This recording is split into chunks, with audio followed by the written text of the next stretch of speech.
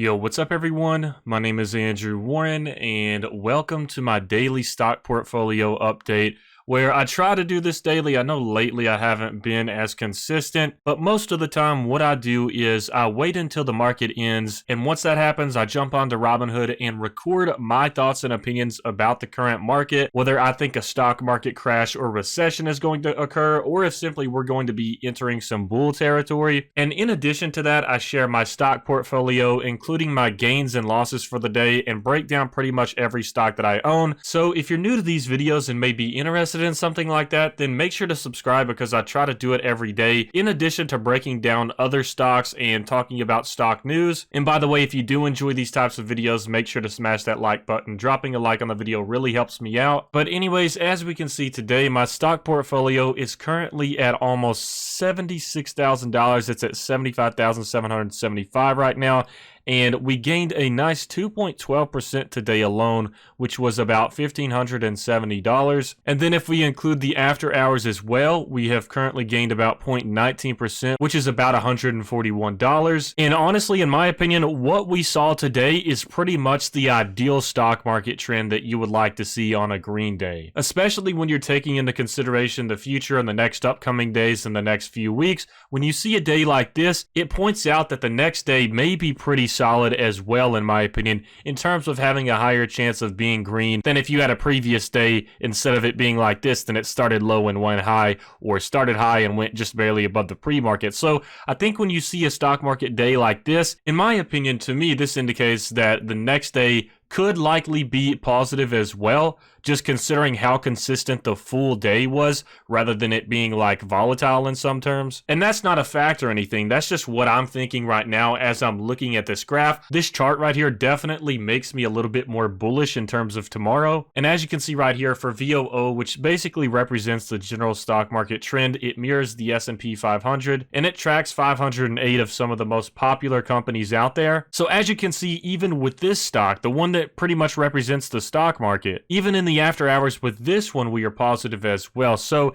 in my opinion, if I were to predict what tomorrow is going to be, and obviously I could be completely wrong, I've been right and wrong on the channel before, but I think we may have another green day tomorrow just because of the consistency that we've seen with today in the portfolio so far. I think at least in total among all of my stocks, my portfolio will be positive. But as to whether I think another stock market crash or a potential recession will occur, honestly, I feel like at this point, we know that the Fed is pumping up the market and they're essentially manipulating it. It's propped up right now. It doesn't seem really realistic according to some of the things that are happening right now, especially with the idea of the second wave of the Rona situation lingering above us right now. The market is being propped up because people have all of this money to stimulate the economy, like with the stimulus check, unemployment, PPP loans, and other loan incentives out there, to where people are getting an influx of money in a situation where they normally would not, and some of that money is actually more than what they actually earn at their normal job. So for example, you have people that are on unemployment that are earning like $1,000 a week, which they normally wouldn't own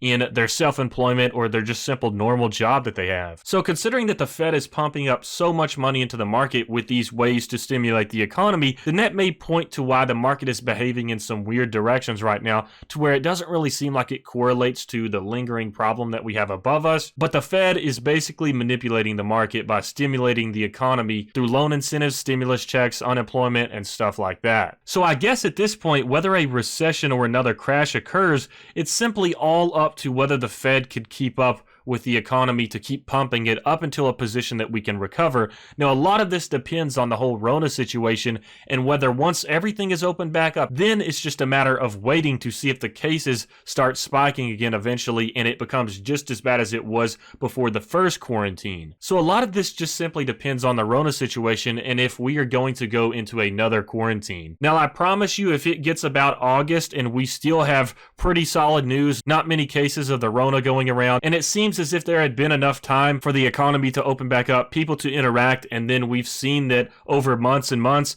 that people are still not getting it and spreading it, then once we have time to verify that it may not be as big of a threat anymore, then that's when the economy is going to burst back open. I think stocks are going to go even crazier than they already have, because so far there's been a lot of uncertainty and confusion right now. And if we can get sort of like a solid answer, or even if we get a vaccine, stocks are going to increase in price tremendously, in my opinion. But right now, with all of this confusion and uncertainty and doubt, then a lot of this is just up in the air. We could have a red day tomorrow. We could have a red day for the next week. We could have a red day for the next 2 weeks. You never really know what's going to happen with the market. And where there's so much uncertainty in the market and there's a lot of people cashing out thinking, okay, this is the peak where I can go ahead and sell and wait for the next crash to buy back in. People are definitely thinking that, and I've even seen comments on my channel of people that have cashed out today. So that's going to play a role into whether the stock market decreases in the future in value, because if there's going to be a lot of uncertain people cashing out, that's going to cause some stock prices to decline, especially if people are buying those stocks at a less of a rate. So it's sort of like a trickle effect or snowball effect, because if there's a lot of people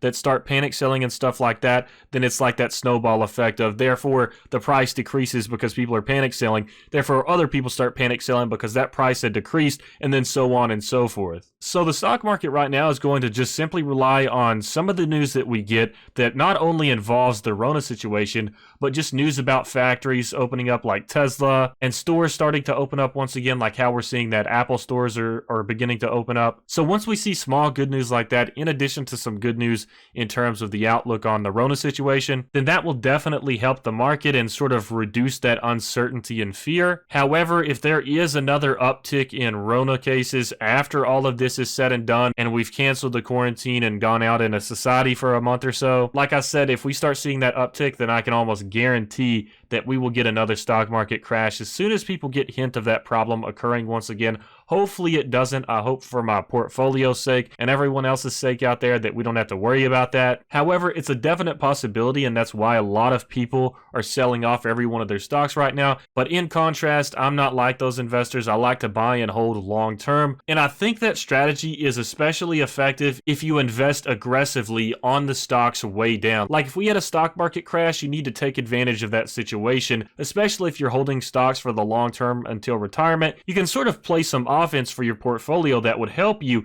if you buy at a lower price if you're still holding some of the other stocks regardless for long term. So you can sort of add some gains to those losses by buying stocks at a better deal. That way when it finally does rebound back up, the stocks that you bought at a low point compared to just the normal point that you bought at will make you some more money to gain for those losses that you experience simply by buying and holding long term. Which in my opinion, you're always going to be positive in the green a significant amount if you buy and hold a high quality long term stock for retirement. Especially with VOO, you can guarantee almost about an average of 10% every single year, unless there's a crash like recently that sort of upsets that pattern.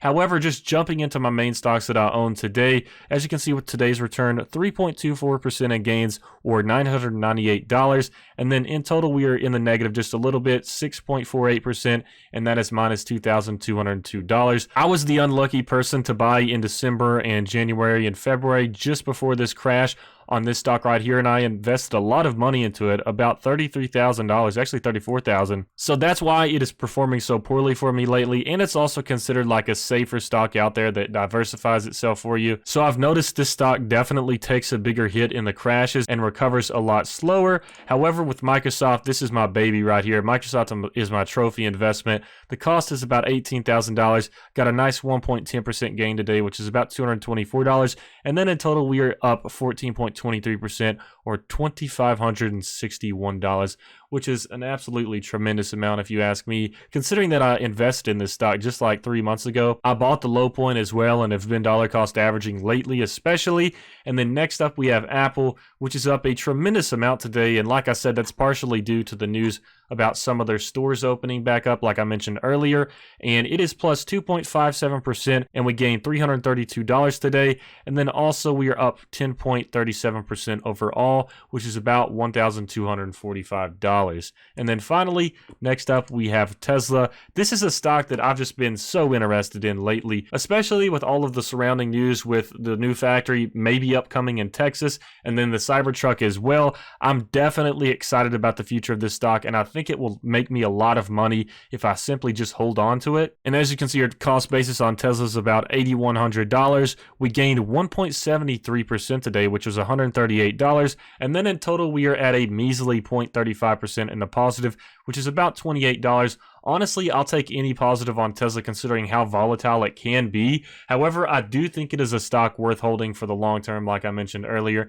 It's just one of those stocks that is a little bit speculative and it may be a little bit overpriced, but I'm simply just dollar cost averaging on it because I do think it will perform very well in the future also. Anyways, I just wanted to share my little portfolio update for you all today. And if you did enjoy this video, as I always say, please make sure to drop a like. It does help me out. And if you would like to start investing, feel free to use my referral link for Robinhood and Webull in the description below. If you sign up with that, we'll both get some free stocks, which is pretty awesome. But anyways, I hope you all enjoyed the video and I hope you have a fantastic rest of your week.